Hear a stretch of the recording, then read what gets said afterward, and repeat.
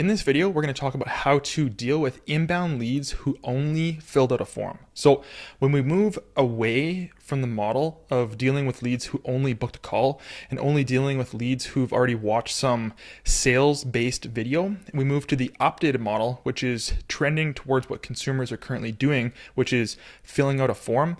It means they're fully willing to talk with you. They totally understand what the offer is. They understand the details of the offer. They filled out several questions and you've got that data right in front of you. Now, what do you do as soon as you get that lead? First things first, we have to address current consumer trends. Okay, so right now, you as a salesperson, you're likely one of the few people left in the entire market of people who have cell phones that do not constantly have do not disturb on, and that allows any random number to actually call through to your phone. Most regular people, the general public as a whole, your potential buyers, they've gotten the absolute shit spammed out of them over the last several years. They've had political numbers calling them. They've had random scammers calling them. They've had tons of people who just shouldn't have their phone number just absolutely hammering their phone over the last several years in a row. They've also gotten texts like that. It's crazy. So the iPhone, as an example, has that little feature inside your settings that just simply silences unknown callers. It just means if some random number calls you, your phone is automatically going to silence that call.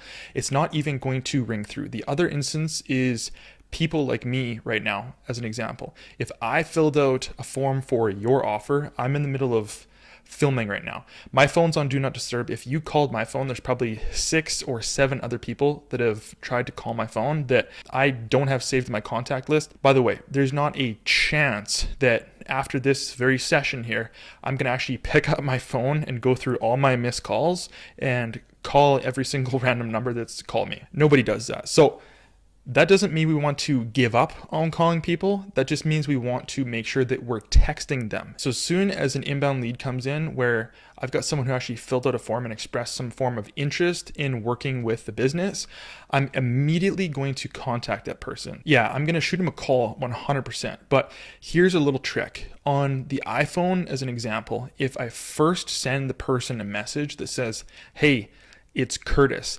then I call them, the phone will say, yes, it is a random number, but it will also say maybe Curtis below it.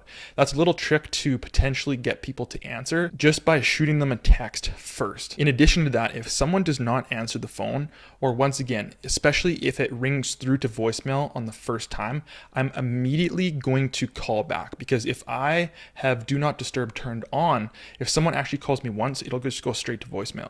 If someone calls me twice, it will ring through. And as I mentioned, if you're actually able to ring through to someone and it says maybe Curtis, as an example, I'm much more likely to actually answer that call than I am if you just dial me once and then simply just never call me back again. So even if we get the second dial to go through and they don't answer, even if they do answer, we want to make sure that we text people. We want to make sure that we are biasing towards text first communication. So the big thing, once again, is when a lead comes in, we want to text with our name. Okay. So the name is the most important part, because once again, that tricks the iPhone to potentially letting your call actually ring through. We want to make sure that we text in what I refer to as a very open-ended communication style. We want to text an open-ended question. We want to acknowledge the behavior, and then we want to ask an open-ended question.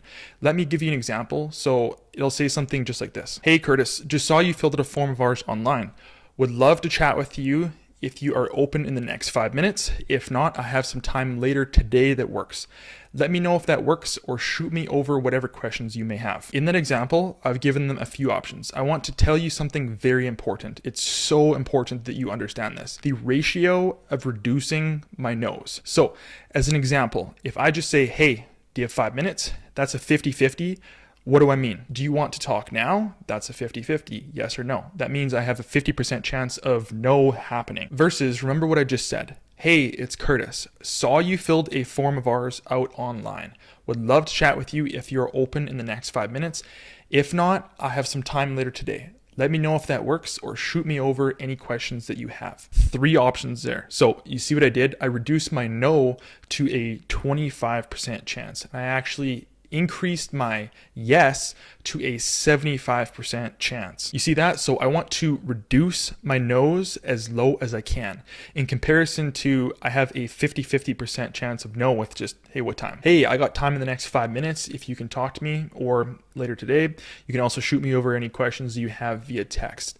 Let me know. Boom, 75% chance of a yes. So remember, if people are not answering their phone, I want to make sure I'm biasing towards texting first. Okay, so I want to be very clear. I still want to call at least twice, because if I get voicemail first, especially, there's a high probability that that person just has do not disturb mode on. I want to make sure I call twice. So remember, once I get a lead that filled out a form, it's very important that I reach out to that person fast. Okay. Now listen, guys, I'm a marketer. I'm not a sales trainer. I'm doing all this to give you some additional perspective. I want to make this very clear with the strategies that we run for people. They get very overwhelmed with the quantity of leads that they actually have very quickly. Just know that I do respect your day-to-day. I want you to know that, and I want to just make that very clear. I know that if you wake up, you might already have like 4 to 8 scheduled calls in your calendar that day. You and I both know that there's going to be some people who don't show up.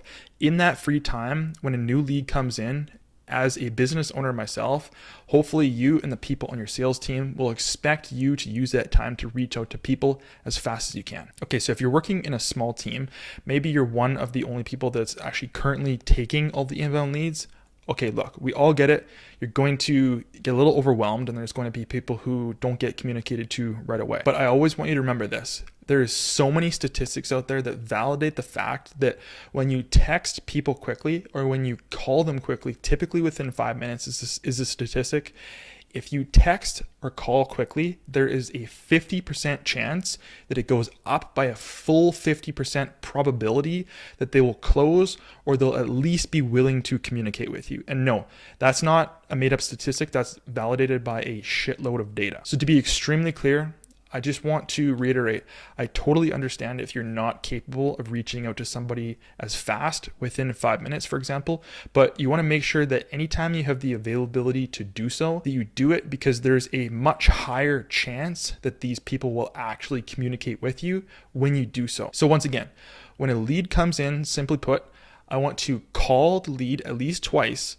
I want to text with my name to trick the iPhone to show up as maybe X. I also want to text an open-ended question. I want to make sure that I reduce my odds of a no as little as I can.